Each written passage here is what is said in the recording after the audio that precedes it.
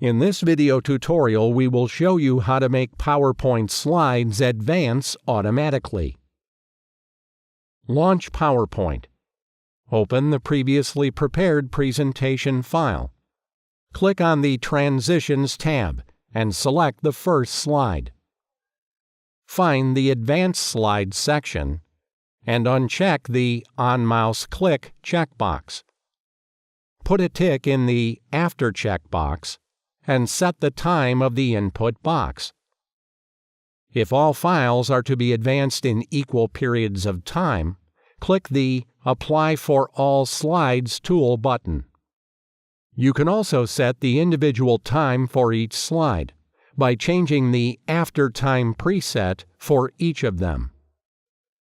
Click on the Slideshow tab and press the From Beginning tool button to check the result.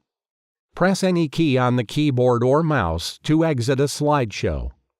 Leave comments and send your questions to our email.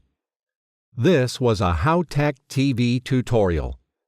Thank you for watching.